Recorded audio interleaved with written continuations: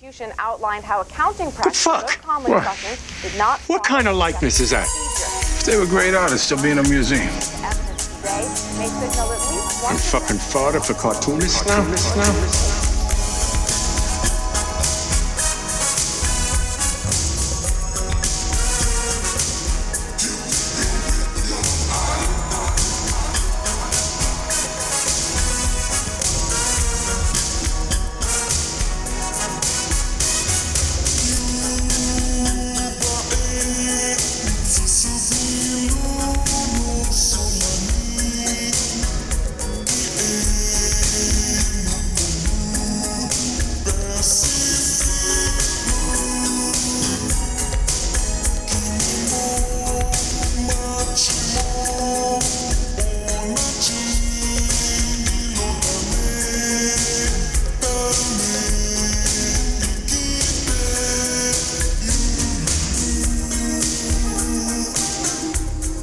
And you're listening to another episode of Gutter Boys.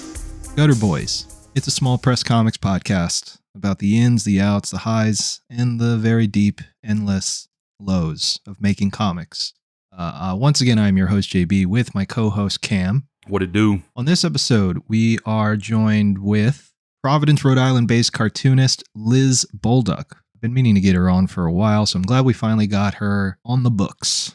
Yeah, it was a good episode. Yes, definitely. I feel like we've been on a roll. It's really funny because at the show's end and conclusion, when we leave you all with no more podcast content, we're doing our best work. Yeah. So we talk with Liz about her autobio comics. She has a pretty substantial output at this point. Really great stuff. It was really nice getting to talk to her. We go over her work, obviously, along with the usual touring schedule that comes with tabling. And also her hiatus, which she has pretty recently returned from. Yeah, it was interesting because, you know, we've been acquaintances with Liz for like 5 years plus. And I think we posed some questions here like, oh, okay, what was it like 10 years ago versus now? So it is just interesting that we've been doing this long enough that we can make those comparisons on the air and actually have stuff to draw from. Right. And, you know, spoiler warning, it's worse. Yeah, right. Yeah, it's dramatically worse. Yeah, wait until you hear our next episode with Ryan Cecil for more doom and gloom from someone that you thought was successful. Yeah. Shout out to Ryan. That was a good talk. Yeah. So I'll be editing that one. That one's pretty long too. I think we went like an hour and a half. We might even lop off the second half of that and just put it on Patreon because Ryan started just quizzing us. True. Yeah. The tail end became a Q&A sesh for Gutter Boys. Yeah. So, but yeah, shout out to Ryan. That'll be coming for you all soon. We've got that in the vault already. So Ryan needs to know his role. This ain't his show, brother. Hey, he's a patron. He can whip us a little bit. Yeah, that $10 can go up pretty. You can stretch that shit out quite a bit on the Gutter Boys. Yeah, so speaking of that $10, you can go to patreon.com/gutterboys or gutterboys.top. We do at least 2 bonus episodes a month. Last month, we had the return of Real Boys with returning guest Ryan Alves. We covered Perdita Durango, which was an amazing flick. We also had David Caldwell back on the show to talk about Abby Kason's recent Southern Cartoonist Retreat, and that also turned into an impromptu episode of Real Boys where I put JB and David on the hot seat and asked them to compare the new Superman and Fantastic Four movies and ultimately decide which is better. So if that sounds interesting to you, as well as over 100 bonus episodes in the vault over the years, please consider throwing us at least $5 at gutterboys.top or patreon.com/gutterboys. Not a lot in the way of news, except for some older news. This took place obviously last week or the week before that. I don't understand time. But San Diego Comic-Con has come and went. And with that, another year of Eisner Awards. Unfortunately, Caroline Cash did not take home a back-to-back Eisner. Yeah. But I'm on the fence on whether or not it's surprising or not. But, you know, I feel like it's hard to go back-to-back, man. And I feel like that's done on purpose. I feel like it's very, very rare that you see a back-to-back winner. And I think they do that to make it more quote-unquote fair. Probably, right. And it was the same. I could be very wrong. Was it the same book that was nominated? Yeah, I think it was just like a different award. It was like best ongoing, continuing, you know. So, but it was 2 different awards. Right. But for the same book. Same book, yes. Yeah, crazy. crazy. I mean, it's worth, I guess, pointing out to even be nominated for the same book the next year. So, Right. it's not quite a full W, but it's still, I would consider a pretty notable W in some way. But Agreed. But the real winner for this year, our boys over at Santos Sisters. That's right. They brought home the gold. Shout out to Greg and Fake, Graham Smith, Dave Landsberger, and Mark Kopernerov for winning Best Continuing Series with Santos Sisters. A huge win, I feel like. We were pretty loud and vocal about Santos Sisters, the quality of the comic, why people need to read it, why it's going to be a big title. And turns out we were right. Yeah. And look, I just want to say this. I don't know. The Santos Sisters boys didn't say anything to me. But the other day, I put up a story, and a lot of people engaged with it on Instagram about my favorite comics of the year. If you notice, the Santos Sisters book was not on there, and it was just a technicality because we read those issues as they came out. This is a collection. For everybody that missed those, definitely go get it. So I just want to go ahead and publicly declare that Santos Sisters Volume 1 is one of the books of the year, but I felt like it was cheating if I did it twice. What do you think about that? Yeah. No, I get it. You gotta cover yourself. Yes, I'm covering myself. But I will say this. Look, Yeah. You know what? Look, I'm just going to sound like a fucking dick. Yeah. I feel like they were... Look, I voted for Santos Sisters. I told everybody via social media and, in conversations to vote Yeah, we for the rigged Santos it, by the Sisters when way. it came up. We did. However, they had some tough competition when it comes to what usually wins the Eisners. Oh, for sure. Yes. When I woke up and saw they won, I was genuinely shocked, and not because that's not commentary on the work. It's just that usually, Just the nature year, of I the guess, awards. Yeah, I thought it was a fluke that Caroline got one. This year, the Santos sisters are getting one. Hey, we might be seeing the change for the good. No, I agree. Yeah. Small press is showing out at these awards now. Mm-hmm. Always a nice thing to see. Hopefully that continues into next year. I would like it once we get to a point where we can get at least half of the nominees be small press. I think that's when we can Claim the W. Yeah, where we can really, with some level of finality, say that, we're fucking back. Yeah, for sure. I think that this is a sign of good things to come, and I think when you win an Eisner, you get put on the nomination board, or you're eligible to be put on a nomination board or something like that, if I understand the inner workings of that. So you all know what to do. What to do now that you're getting in there. Side note, though, did you see Fantagraphics? I didn't interpret it as backhanded, but I know that they had like the Reddit meme face when they posted it about the Santos sisters. They were like, congrats to Floating World. We didn't win this one, but we published the collection. And, to their credit, Mark did shout them out, gave a speech. Yeah. Oh, we also want to send a shout out to our friend and previous guest of the show, Caitlin McGurk. They also took home an Eisner for Best Comics-Related Book for Tell Me a Story Where the Bad Girl Wins, which covers the life and art of Barbara Sherman. Yeah. And also shout out to friends of the show and Patreon members, I believe. Are they? I don't know. I don't know if they are or not. Okay. I don't know their full All government right. names. And then shout out to motherfuckers who don't pay us to advertise for them. I'm just previous just guests a and joke. motherfuckers. Yeah. The good people over at Partners and Sons who co-published Unwholesome Love, Charles Burns' recent single issue. He won Best Writer and Artist. Comics, Final Cut, and Unwholesome Love are credited. Nice smattering of publishers there. Fantagraphics, Pantheon, and now Partners and Son.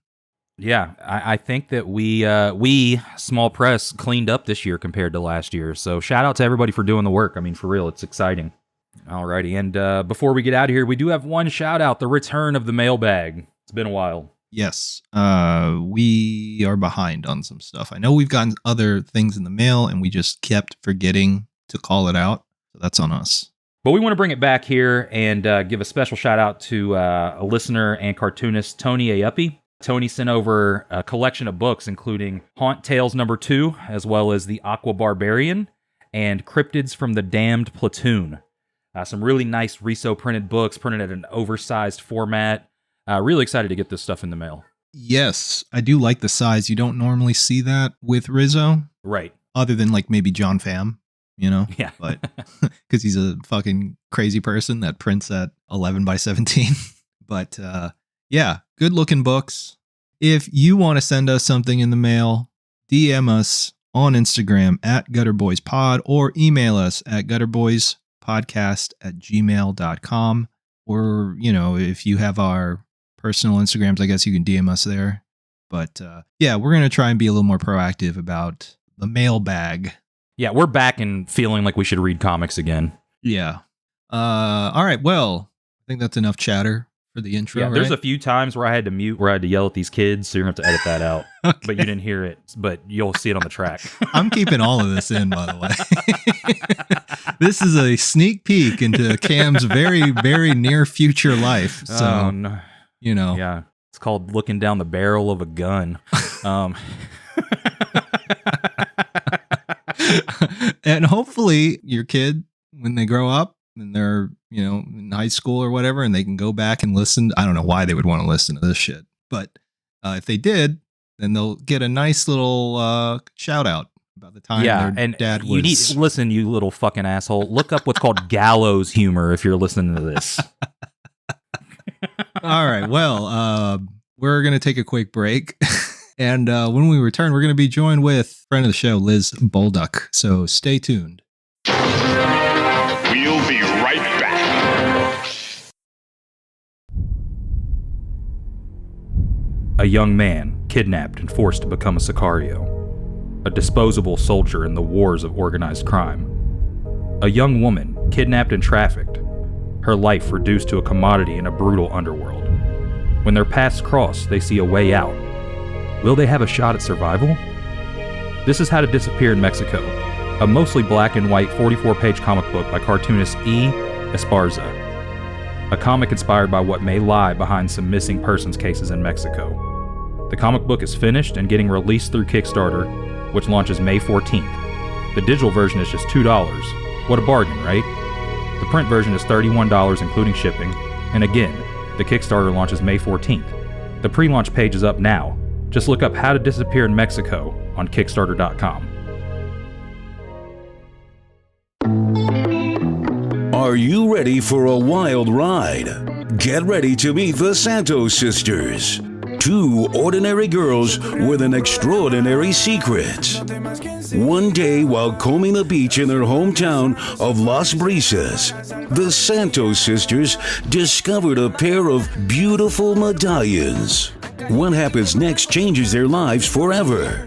The medallions are imbued with the powers of a goddess, Madame Sosostris, and can transform them at will into flying, gun-wielding, mask-wearing murder heroes with hearts, if not gold, then at least candy. That's right, it's a mix of Archie Comics meets Love and Rockets with a healthy dose of kick-ass action. Join Ambar and Alana as they fight crime, date dumb guys, and, well, try to stay sane in a world of assassins, zombies, crazy ex-girlfriends, and more. The Santos Sisters Volume 1 hardcover from Fantagraphics is coming to a comic shop or bookstore near you on March 11th of 2025. Don't miss out on this Technicolor tapestry of irreverent comic book fun. Santos Sisters, because life's a beach until it's not.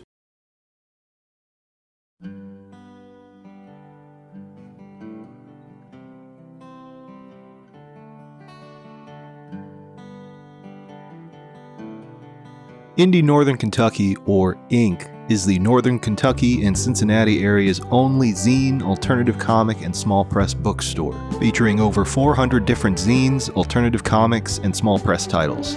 A creative space with supplies to ideate and create your own zines and comics, and an event space for your zines, comics, or book release or reading. For more information about how to sell your zines and comics at Inc., stop by IndieNKY.com. That's IndieSky.com. Visit our new home in Dayton, Kentucky, and read what the cool kids are reading.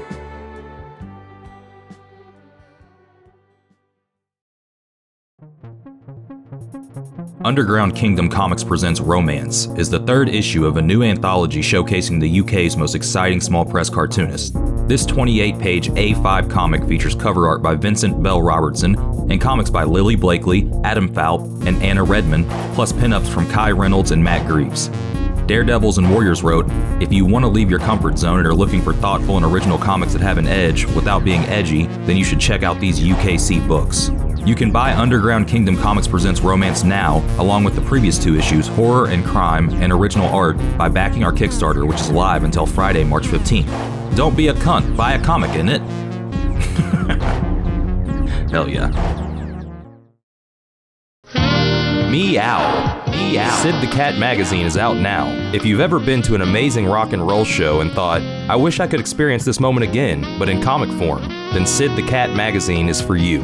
Fiercely independent show promoters Sid the Cat have joined forces with comics journalist Andrew Greenstone to bring you an ongoing publication that documents the SoCal indie rock scene. This stunning 52-page full-color magazine features comics, articles, photos, and illustrations from a rotating cast of local illustrators and writers. It's a celebration of Sid's artists and venues and supports those keeping the bleeding edge of the indie music scene alive.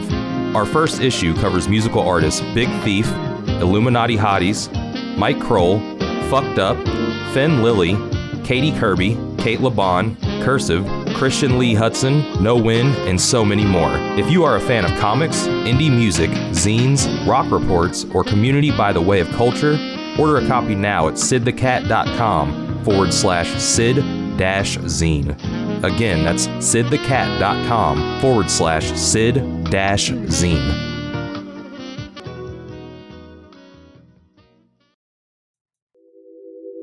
Athenium Comic Art is an original art website for some of the best cartoonists in the business. They currently represent Remy Boydell, Marie Capelle-France, Nicole Gu, Jonathan Hill, Emma Hunsinger, Casey Nowak, Micah Song, and Tilly Walden. Athenium Comic Art gives fans the opportunity to own an original piece of art from their favorite comics and support the artists that they love. In their short time in business, they've already shipped many iconic pages out to hardcore fans across the globe. Don't miss out on your chance to own a one-of-a-kind piece of history. Check out their website, atheniumcomicart.com, and type in Gutter Gang at checkout to receive free shipping on your first order. Again, the website is atheniumcomicart.com, and the code is Gutter Gang.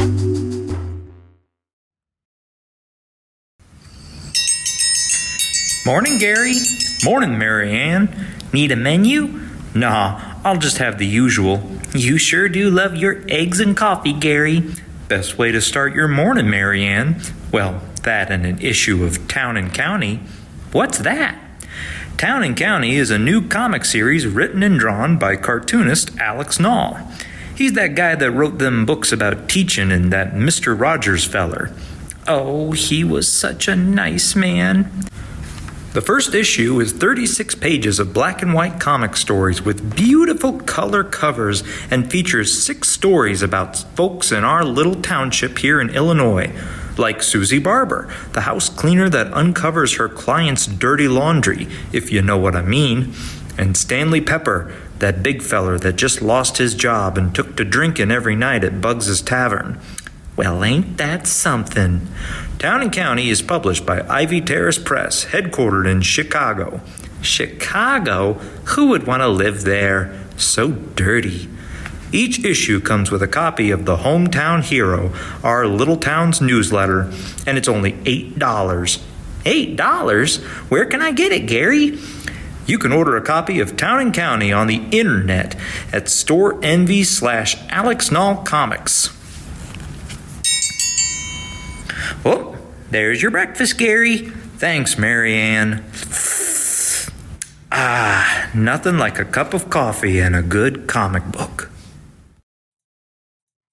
Rust Belt Review is a quarterly comics lit magazine featuring serialized and short-form comics from some of the most exciting cartoonists in the small press scene today. Volume 1 features work from Gutter alums M.S. Harkness, Audra Stang, and Caleb Orecchio, along with work by Andrew Greenstone, Sean Knickerbocker, and Juan Jose Fernandez. You can order your copy of Rust Belt Review today by going to rustbeltreview.org. Enter in promo code GUTTER to receive $2 off your order. Again, that website is rustbeltreview.org, promo code GUTTER. The Last Aviatrix is a post-nuclear adventure comic. by independent Los Angeles-based cartoonist Buster Cagle. The story follows Summer, our last aviatrix, who pilots the sole surviving airplane, a nuclear-powered B-29. As she travels the ruined world finding ways to survive and help humanity while dealing with the imminent threat of the Atom-born, a rare breed of atomic wizards that want to see her out of the sky, her mission becomes complicated when she accidentally picks up Henry, an Atom-born child who wields incredible power, and Clementine, a berserker on a quest for vengeance. Can our aviatrix survive this ruined and irradiated wasteland? Every issue can be read for free on bustercagle.com/comics. Paper copies can be ordered as well, but, you can still read it for free. If you like wizards or warplanes, go check it out. Now, back to our program.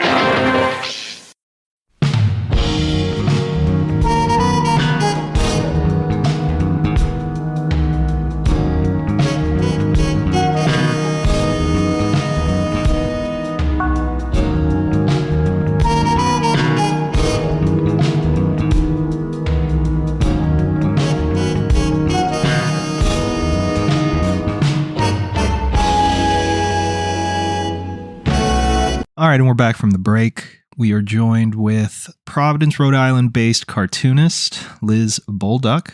Liz, how are you doing? I'm good. It's a nice, beautiful day today. How are you doing? Oh, I'm doing all right. Cam, what about you? Yeah, hey, we're here. Quick question. Are you based in Rhode Island right now? I am based in Rhode Island right now, yes. Okay, we just had Ryan Alves, who's also a Rhode Island-based. He was just on the last episode, so I guess it's Rhode Island month on the show. So, no hell way! Yeah, sweet. Cool. Yeah, I've done his drink and draws, and there's this nice small community of comic people here in the Providence area that I'm like slowly but surely getting to know, and it's always nice to see us doing things outside of Rhode Island. Hell yeah! Are there a lot of cartoonists coming out of RISD from there? That's a good question. So I did not go to art school, so this is like my own kind of like stepping into Providence perspective. But yeah. I see a lot of like RISD people go into like animation and like go in that direction versus like comics. And I think like I'm in my 30s, and so I so believe that, and there's like some zine fests that are happening around here, but I haven't really met a lot of RISD cartoonists, but definitely a lot of animators for sure. Okay, yeah, that makes sense. Yeah. So have you ever, I feel like the comics to animation pipeline, there's a lot of people that work in both. Sometimes they leave comics and go straight to animation. Sometimes it's rare that they go from animation to comics, but you do see it sometimes. Mm-hmm. Did you ever have any kind of like, I don't know if like, you mentioned you didn't go to school there, but have you ever had any kind of animation desires, or has it always been like comics for you? Great question. I haven't dabbled in animation. Honestly, what I want to dabble in is like using color in my work. Like I'm going to really reel it back even further to just the basics of like coloring, because all of my work is black and white, and I do love black and white comics. Like that is my passion. But I've done like grayscale before, and like I've tried to learn coloring. I don't know. There's a lot I can learn from the people I've met here who do animation, and they have, if anything, they have taught me to loosen up with how I draw. And, maybe it'll rub off on me one day. I'm trying to eventually get like a comic/animation club going here, but we will see. Yeah, I'm really just trying to like hone in on what new styles I can bring to my comics versus adding a whole other medium, because I have other ways like ceramics that I kind of want to interact, like have comics and ceramics interact with each other, hopefully in the future. Oh shit, okay. Hell yeah. Yeah. Now, if you don't mind me asking, like, is there a way you can like articulate what your plans are with that? Just because, that's interesting to me to be able to like fuse those two, not necessarily like, dissimilar mediums. Mm-hmm. However, you don't really see them being used in tandem with one another that often. Totally. Yeah. So I took a ceramic like beginner class last winter, and it was me trying to just do something because I was in grad school at the time and I wasn't drawing comics. I couldn't get my brain to do that, but I was like, okay, maybe if I use my hands and try this new thing. And it was so fun. And I have so much to learn. And yet also I have a lot of ideas for the future. I feel like ceramics for my brain is a really good winter time activity or craft. I'm really trying to bridge, like, I really want to put together comic panels on either vases or even like a flat surface, and even just keep it like almost like a slab of ceramic, which I just feel like there's a lot of opportunity to get stories in panels on either a vase or a plate, something like that. And what those stories would be, I have no idea. I have done a lot of comic work in the past with like food and family and kind of the ties between that. So I feel like there's something that I could explore there. A lot of my work does involve like grief and kind of sitting with the possibly, sadder parts of our brain, but I'm trying to open up to the more joy parts. And so trying to find that middle ground, I think that would be an opportunity that I would love to figure out. I've seen people use different techniques. Like some people there's like pens that you can use so you can get really detailed lines. But then also, there's like just using a regular old paintbrush and making your work just way bigger and not as detailed. I just love the details. So I think I may try to experiment with the kind of the ink pens I've seen. So that's kind of the direction that I'm thinking, but we will see what happens. Hell yeah, I'm looking forward to it. That sounds sick. Yeah. Speaking of your comics, yeah. So you had been on hiatus for a few years due to grad school. Yes. Walk me through that process. What was it like not really being able to commit any amount of time to, making comics? It was really hard. End sentence, end story. Great podcast. Yeah. So I was part-time in grad school while working full-time. And so I really tried. I had a Patreon back in like 2021, I think is when I started school. And I realized really quickly that was not going to be possible because I had a physical newsletter, I had a digital newsletter, a printed zine, a sticker, all of that stuff. And so I slowly just kind of closed up shop and stopped making things. And I stopped tabling for a while too. I didn't table any comic fests. That I think was the saddest part, like not being able to just like go and like table something new and see my friends. And having that time, I spent a lot of time trying to work with the shame part of my brain because I kept wanting to shame myself for not being able to just like whip out these like beautiful, diary comics of what it's like to be in grad school, or, like, oh, how does it feel to be becoming a therapist? Like, oh, why can't I just, draw or like even just write down ideas? But I just couldn't. And I think that shame part kept coming up, and I tried my best to say, like, I'm taking a break. I had spent so many of the years before grad school making comics about, again, my family and my mom and grief around that. And I was like, okay, a break's going to be nice. This is a forced rest. I'm not going to try to make myself feel really bad about this, and we will see what comes out. I was almost expecting to just like never draw again. Like I truly, like if you had asked me in like April of this year, I would have been like, yeah, maybe I'll just never get back to making comics. Like maybe that was it. But thankfully, I don't think that's true. So during that period of time, were you maybe not intentionally, but still thinking about the types of stories that you wanted to make while you were on this hiatus period? Yeah. I really was thinking a lot about who I wanted to be as a person, because all of my work is very autobiographical. It is very much has been my process of going no contact with my mom and rebuilding a relationship with myself and my family. And so the ideas during grad school really bubbled up. And you're just getting the juiciest part of like my life, but like my relationship at the time was like really struggling and it was really painful.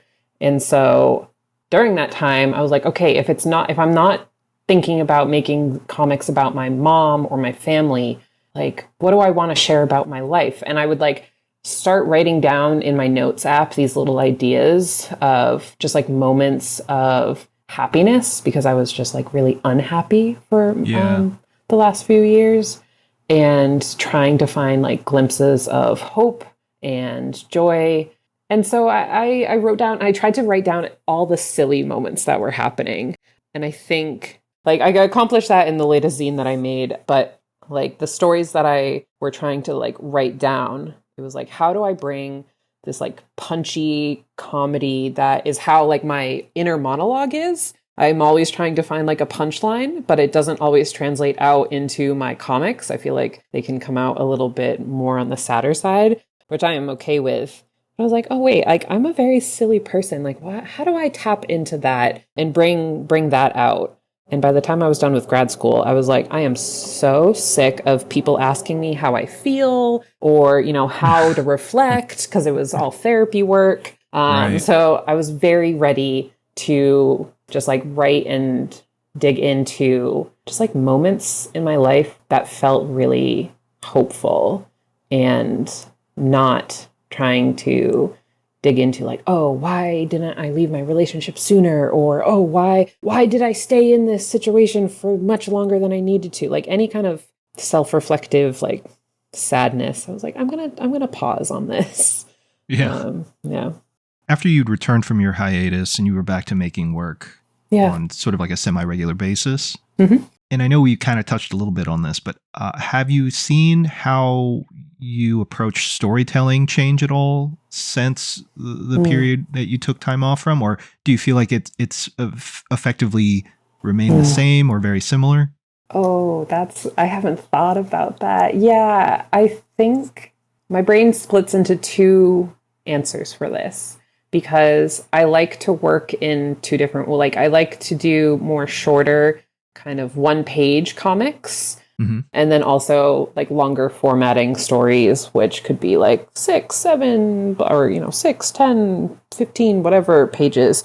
Once I got back into the swing of things, I definitely found myself really trying to hone in on picking the right words, whereas maybe beforehand I was trying to fit as many words on the page as possible. I feel like I wanted to be more intentional, especially with the zine, the Rare Feeling #1, like that zine.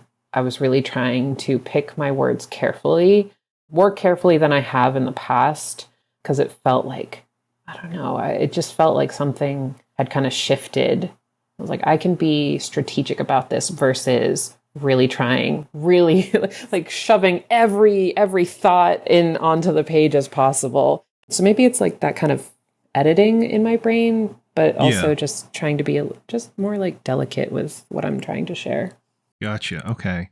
Well, that actually leads me to my next question, which I think will be great to segue into process. This is more about your process of how you approach writing. So, we've spoken to a variety of different cartoonists who largely focus their output on autobio.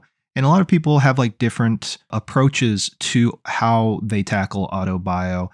Some people tend to lean more towards being as true to what occurred as possible. And then others are a little more comfortable with like mixing fiction with, the objective truth of their own experiences and, what that says about the individual or whatever.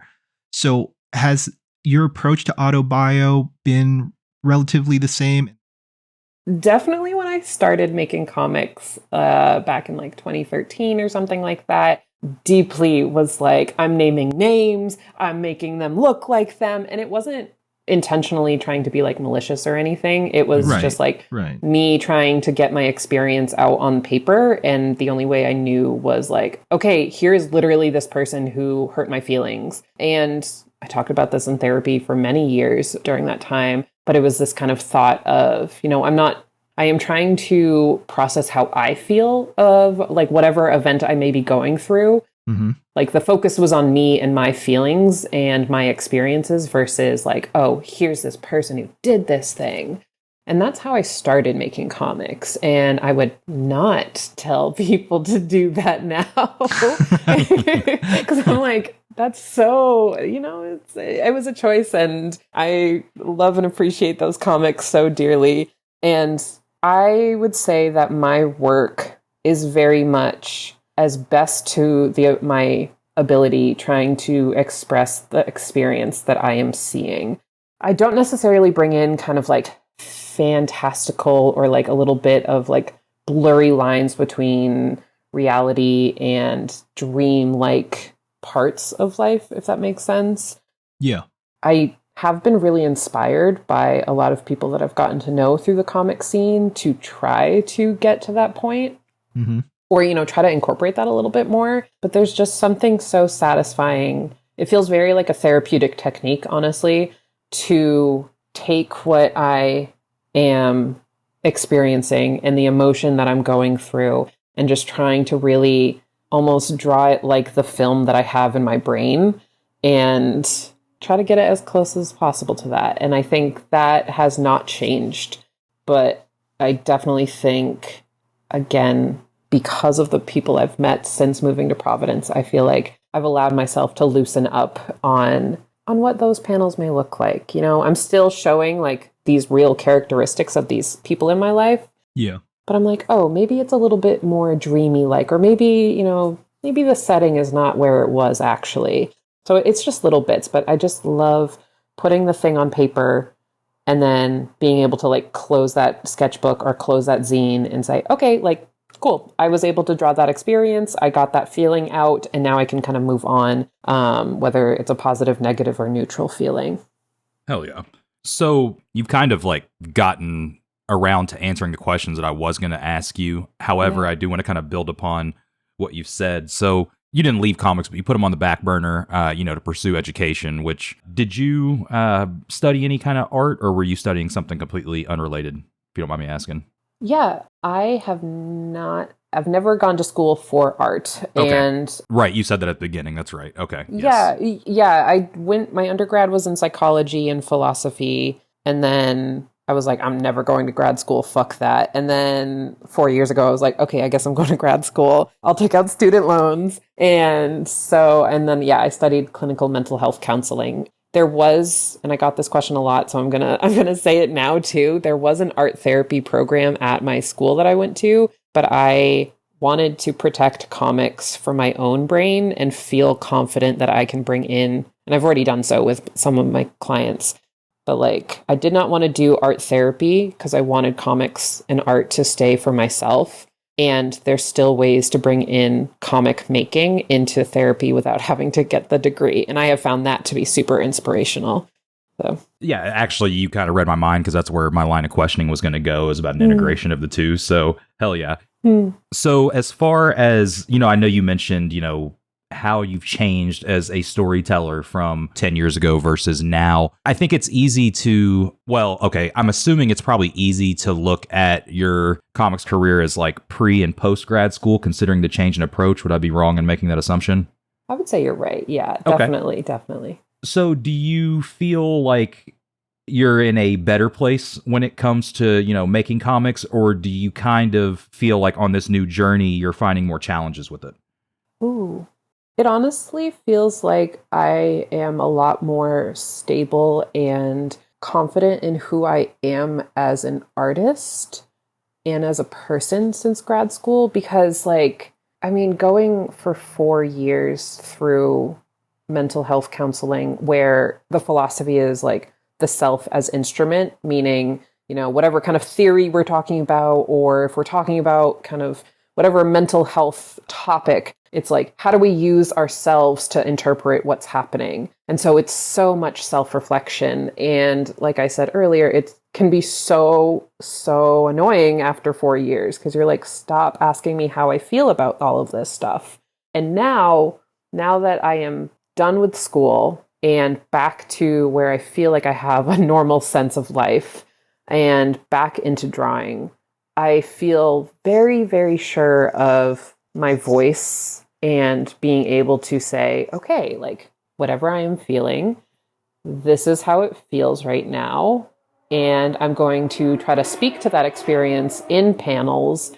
And most likely in a year or two or however long, when I look back at this, I'll be like, okay, cool. That was me processing something, or that was me just trying to live my life and get through something. So I hope that answers the question. But yeah, I feel very like sure of what I want to be writing about. Hell yeah. Yeah. Staying on the process topic, you mentioned that while you were in grad school, you were keeping notes with ideas, stories, etc. Is that generally how the process starts for you when you think about making a new comic? Yeah. And it's always so interesting. And again, why I love just being part of the comic community and seeing how everyone does their process, because it's so different. But I really like writing my ideas down versus like sketching or like starting with images first. Like my notes app or my sketchbook is a lot of writing versus like trying to sketch out this kind of thought or idea. So yeah, I don't know. I'm just like, I hear something and it clicks in my head and I say, yep, okay, write that down. Like describe every single detail of what's happening in this moment. Get that on note paper or on an app. And then comes like later when I go to draw, that's when like I have the movie playing in my brain. I say, okay, what's the shot of this? What's the panel of this? And then from there, once you flesh out the script, do you just go straight into drawing the pages, or do you start with thumbs, or how does that work? So I actually I'm looking at the thumbnails of my next zine next to me because I was like, I need my things in front of me. So the process is like, it starts in my notes app for the most part. And then I have just like each story, because right now all of the stuff that I'm working on are like shorter stories, have their own kind of scrap piece of paper. And then I do small thumbnails that are absolutely so basic, just trying to give me the outline of like, okay, what body is where? And it's looking like a bunch of little circles or a lot of crying usually. And then on the side of those thumbnails is when I actually take my notes from my phone and I start to actually put it into kind of smaller bits that fit for comics. And I start with that and have those pieces of paper with me. That takes the longest. And then I feel like drawing takes the least because I just know like the thumbnails are everything I need and I don't need to kind of like play around with it. I mean, I guess I could, but I don't want to.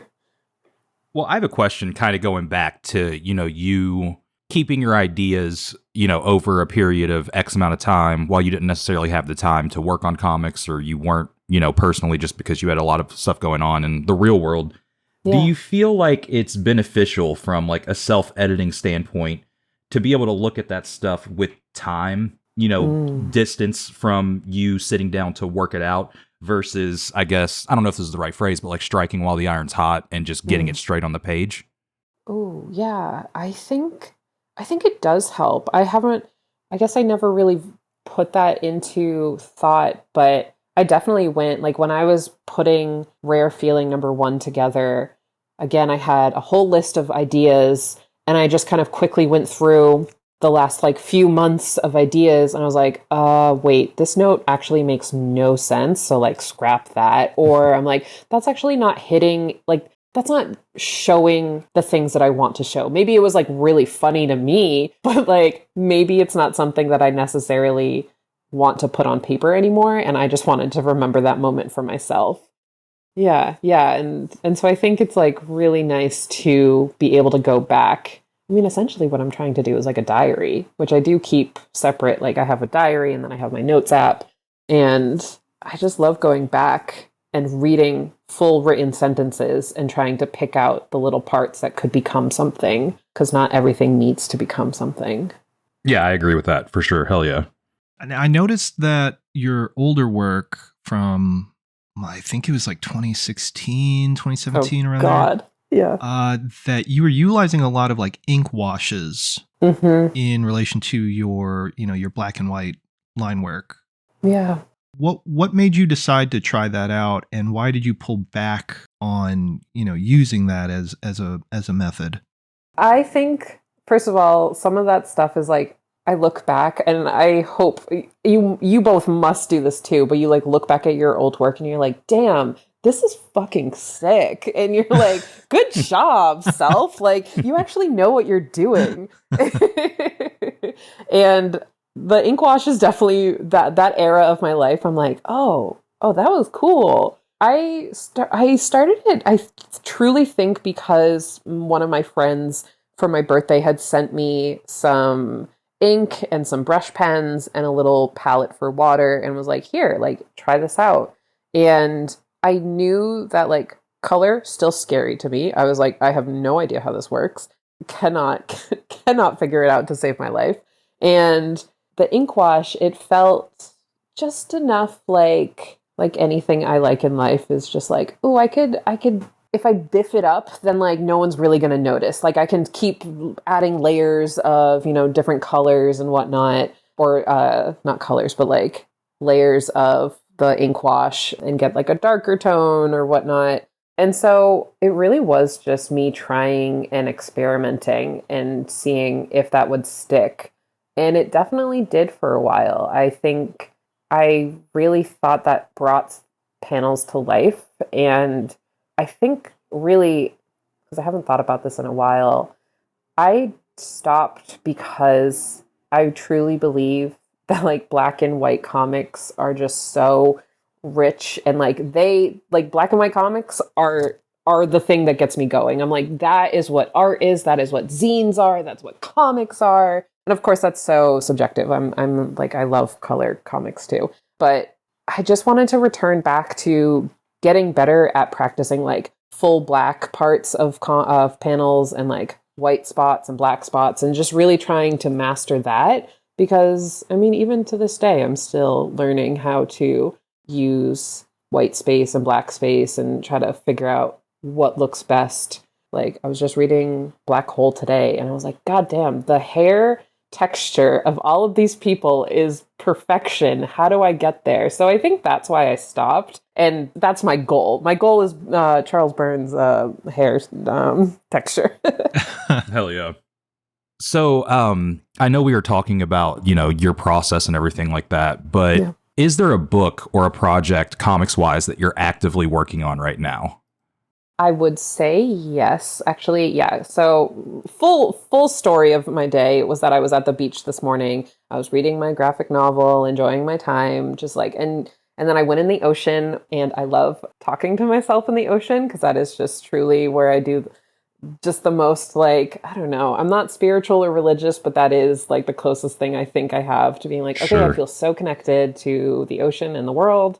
And I was actually being like, okay, Liz, like you just need to really make the next step into your graphic novel idea that you've had kicking around for so many years. And I have, so kind of going back to process, but not really. I have had notes and sketches and finished comics all kind of leading me to this graphic novel idea of back when I went to college and kind of was like getting really into like the DIY punk scene, and just kind of a very coming of age moment in my life. A lot of good shit and bad shit happened at that time. And so that is the very vague focus of the graphic novel, but I have made progress in kind of thinking about, what am I trying to share? What was I actually going through? Can I reflect back and look at it now? And what kind of messages do I pull away from it? So I am working on that, but it is very in the like slow stages. But in the ocean, I said, Liz, just fucking start it. So, we'll see where that takes me. Hell yeah. So it seems like you're kind of in the beginning stages of this next project. Yes. Do you know if it's going to be something longer? Or are you going to try like break it up into mini comics? So a lot of my work in the past has been with mini comics that all compile into each other. And I feel like that is for people who can't do art full time, I feel like doing mini comics are very approachable. And I feel like that is how my brain likes to work. I feel like that is the direction that it's going to go in, kind of having almost that. I love the like each chapter is kind of its own little story that builds upon each other. Like I have a story of like when I got my first stick and poke tattoo of a pizza slice on my ankle, And I've already drawn that comic like 2 different times for 2 different publications. And that's a story that I want to have in the graphic novel. And it just could like live as its own zine or like comic. So I feel like that's where it's going to go. I think longer stories, they're really hard. And I feel like I feel like I would need to have a lot more guardrails in place for my brain to try to make a longer story. Hell yeah. Now, do you have any plans to, like, as far as like a timeline of when you are trying to get the new book out?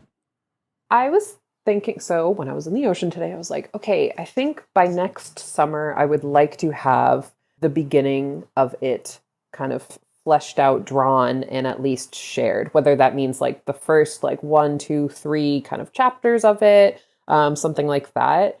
That is my goal because I love self-publishing. I think that is where I just like will always want to be. And so it feels realistic and we'll see what happens. You know, going back, you mentioned Charles Burns and, you know, your interest in black and white comics. And you had talked a little bit about the subjectivity of an individual's understanding of the medium and like what they identify as a comic. So how did you get into comics and what was the work or artist or whatever that kind of made you interested in investing any time into making comics on a regular basis? So when I was like 19 or 20, that is when I was introduced into like I was introduced to like Riot Girl documentaries at that time. Hell yeah. Because I had grown up very in like a sheltered childhood where I couldn't access a lot of the media that I would have wanted to. And so once I like started watching all of these things and reading all of this stuff in college, the first thing that came to me was like, oh, I want to make a zine. That's what came first. I was like, I want to make a zine about something because I was not drawing in high school. Like the last time I had drawn was maybe like my Nancy Drew fanfic in like middle school or elementary school. So drawing was not on my brain. And so the zine came first. And then within the Riot Girl kind of movement, again, I was also on Tumblr at the time. That's when I started finding like the DIY/punk/feminist comic makers. And I would say that Ramsey Bayer is my number one inspiration. I remember buying she had a book called Year One on Etsy. And I was like, oh my God, I'm buying a comic on Etsy. Like it was truly this like baby moment in my life. And I devoured that book so quickly and I still have it. And she draws a lot, or she drew at that time in her life a lot about going to punk shows, dating, being isolated or moving to new cities. And I was like, oh, wait, this is like what I want to do. Like I could just make a zine about about my life in comic form. And I remember going to my best friend and being like, is it like stupid if I like draw my life for a year? And she was like, why would that be stupid? Yes, you have to do that. And so it was really like Ramsey Bayer and then later on Liz Prince. Those two I feel like were very, very formative to how I wanted to get into the world of comics. Like I thought it was very important for me to draw the bands that I was going to see or just like the community that I was in, as well as my emotions of whatever I was experiencing. And just kind of like went on from there. Yeah. Now, I know since you've come back to comics, you've been hitting the shows again. You did Cake, I believe, this year. Yes. Were there any other shows that you did? I did Mice last year, I think, okay. Which is in Boston, or like it's at the end of the year. So, so far, Cake, I think, is the first one of the year. Okay. I'm slowly dipping my toes back in. And how did Cake go for you? It was really fun. I had a lot of fun. I got to table with my friend Maddie Dennis, and truly, it was just like really nice to get back into the flow of things and see a bunch of artist pals that I haven't seen in a while. So yeah, I had a really great time. I love Cake and Mice are my favorite shows, so I will always try to be there. For sure. I've never done mice, but and you said that's in Boston, right? It is. You see, I feel like this is where it's like I feel like Midwest friends don't ever come to Mice, and I'm like, we gotta get more Midwest people at Mice.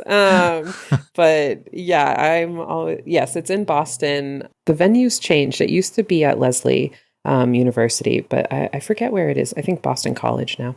Okay. And in terms of like scale, is it comparable to Cake, or like how would you compare it to other shows that you've done? Yeah, I think Mice and Cake are very, very similar. And I think maybe that's why I like them so much, because it's familiar with like size and kind of like it needs a big space. A lot of people come through to both events. Both are 2 days. Like Mice definitely, because in Boston, there's so many colleges with art people.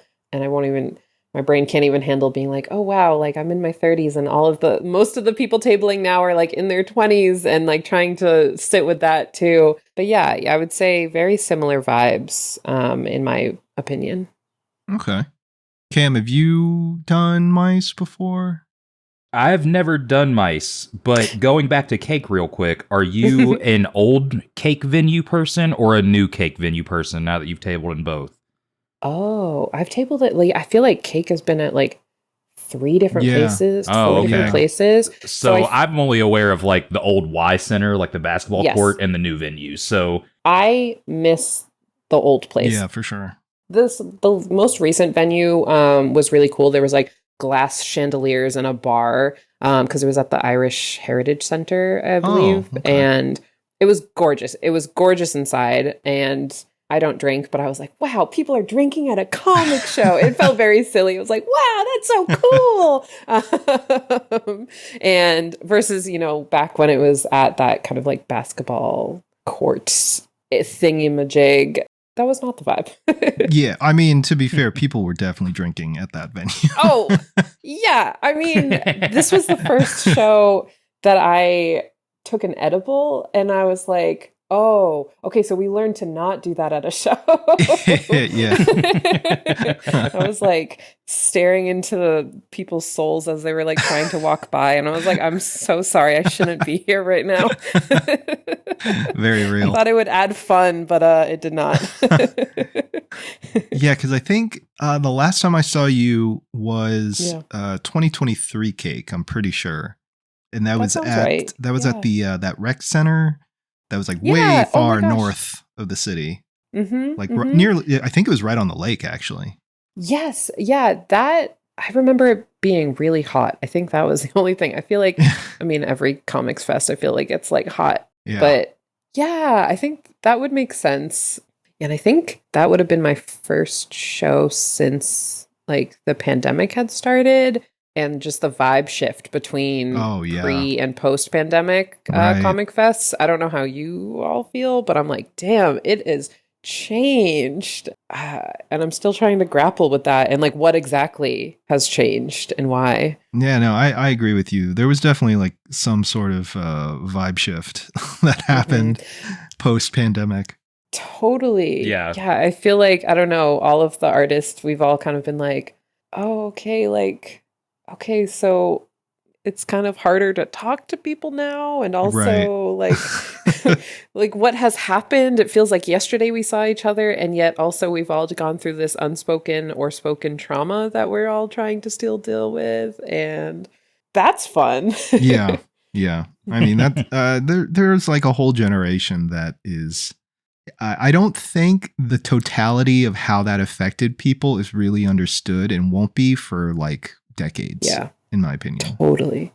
I fully agree. And it's like, if I listen to a podcast that was like filmed or, recorded in 2020, I start crying immediately when people like kind of bring up the pandemic and how it impacted them. Yeah. And I remember at the start of the pandemic, I did a workshop where, it was a workshop for graphic medicine because I have an interest in like doing comics around like health and things like that.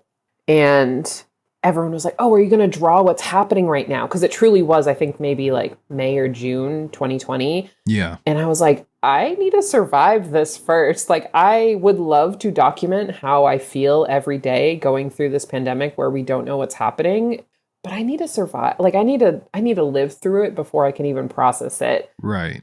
I think that goes back to my process too, of just like writing down how I feel and then trying to revisit that and try to capture it. But pandemic comics, for me personally, have been the hardest to try to, like, it's been the hardest thing to try to revisit. Because again, I agree. I think there's a lot of stuff that we're trying to unpack or not unpack. And that's just going to come out when it does, you know? Right. Yeah. I mean, we have an inkling, especially with like the underlying health impacts that I think people just didn't think would be a factor.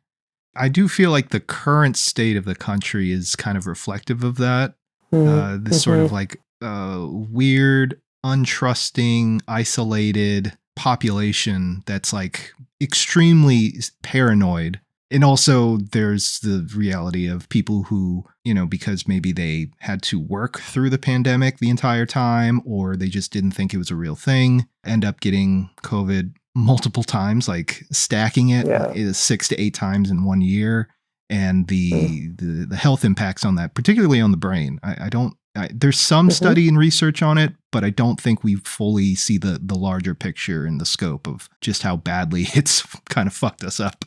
Oh, for sure. Like I agree with that. Yeah. Yeah. I remember when my therapist was like back in maybe 2021, because I was like seeing my therapist in person pre-pandemic, and then I was doing phone calls with her, and I would go walking out in the neighborhood that I lived in because it was just like all woods at that time. And she was like, oh yeah, like, no, this is trauma. And I was like, oh, okay. Like, yeah, that makes sense.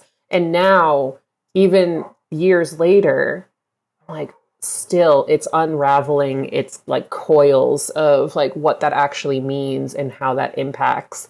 And I mean, truly, of course, as we know, it just like impacts every part. It impacts just like our health and how many times we've gotten it. It impacts our friendships, you know, especially for friendships of, you know, like people who would mask or not mask, and shows, and like, cool, are we making it accessible? Are we making sure people mask? And then going to drawing and like, how do we retell these stories to ourselves so we can feel okay about it if that feels right? And the comics I made during the start of the pandemic, I feel like were truly just the most basic survival of being like, hey, this fucking sucks and I don't know what to do about it. And I guess I'm just going to keep going through life. I'm going to wake up tomorrow and I'm going to cry, and okay, I'll get to the next day and cry. So yeah, it's something I think about a lot. The pandemic and comics, honestly, like for me, they're very intertwined of like art and around that time. Yeah, no, for sure. I also have had COVID maybe once. Well, no, not maybe once. For sure once, maybe twice. Yeah. So I blame it on that. No, I'm just joking. Just trying to stay topical.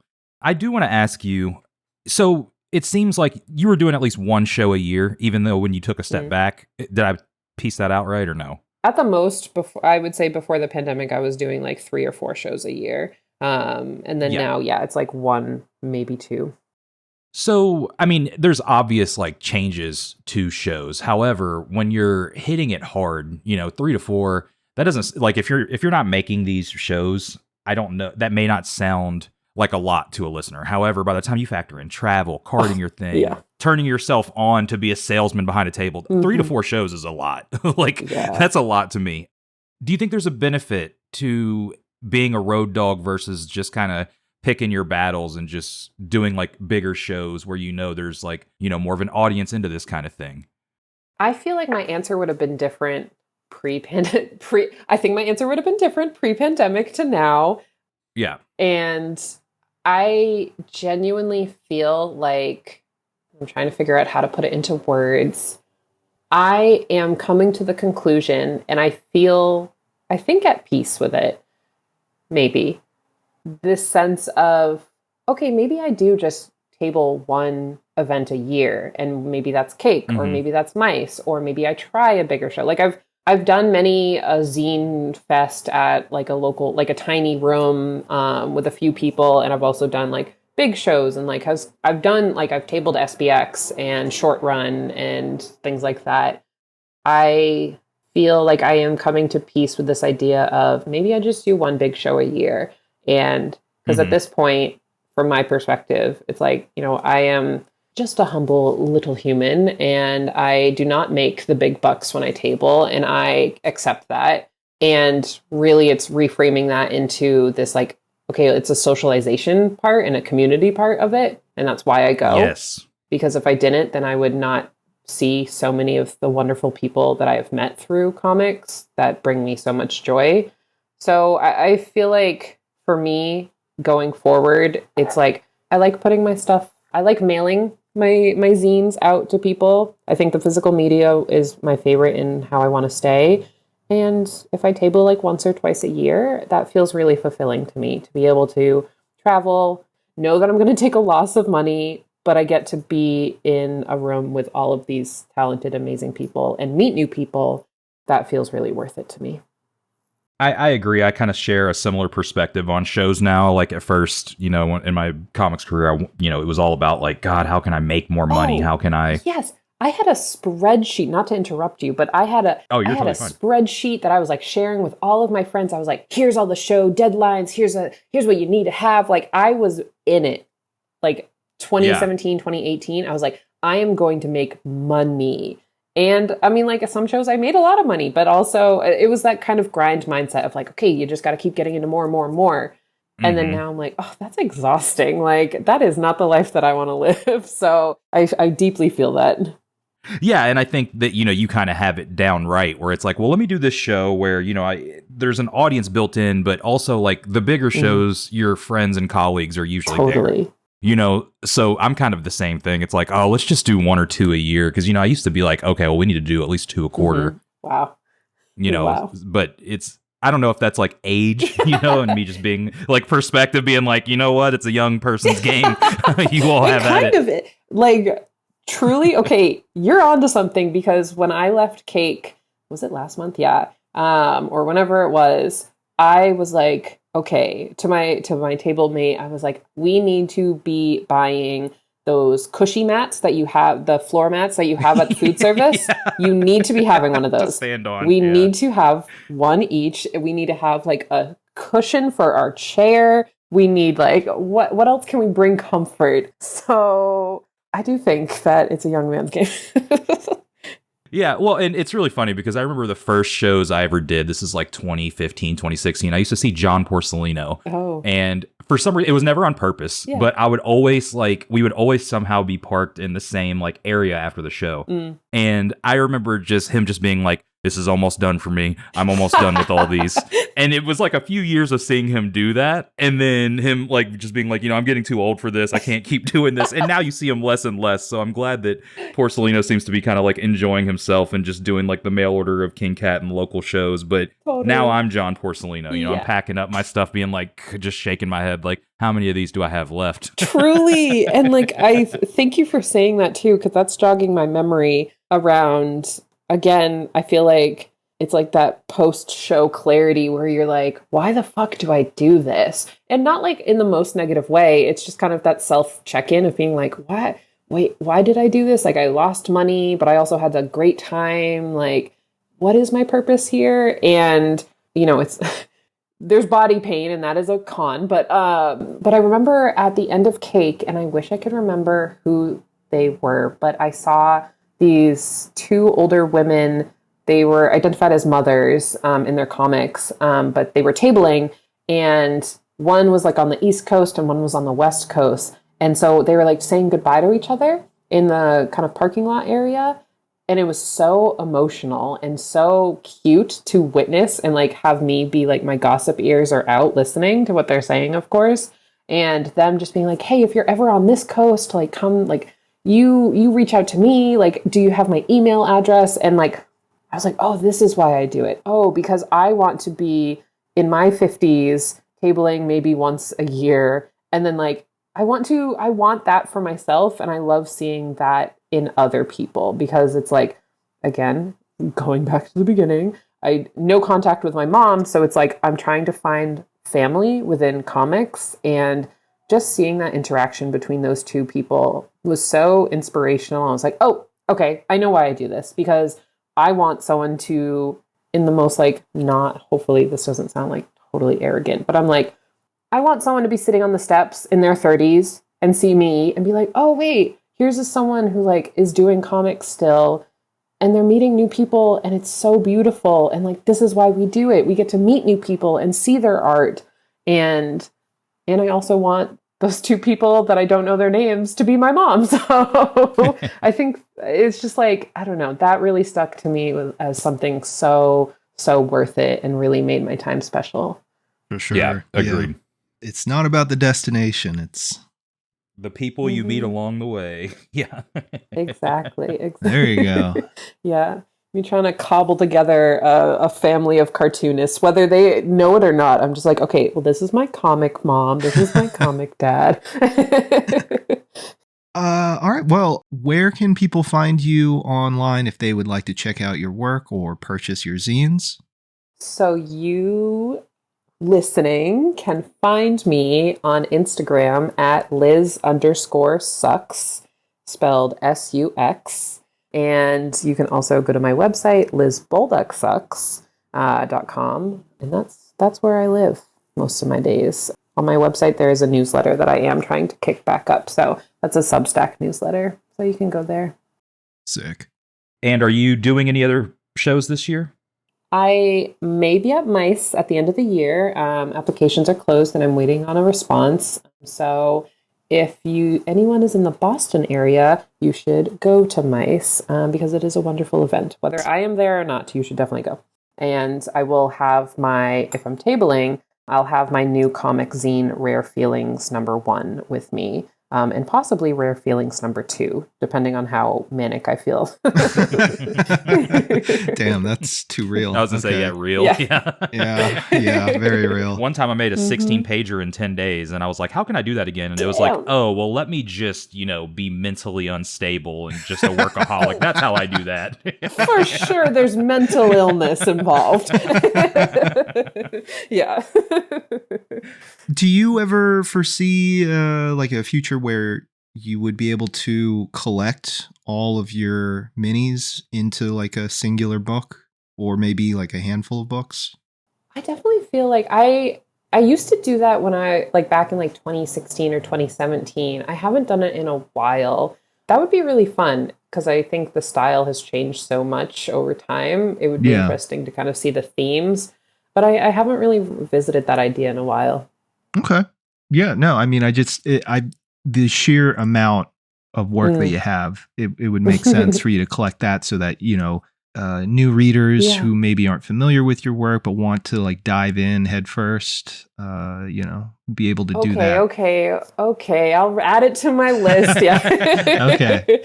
Hey, Ryan Awful Quiet. I will settle for 10% of the sales. Okay. Don't worry. Okay, perfect.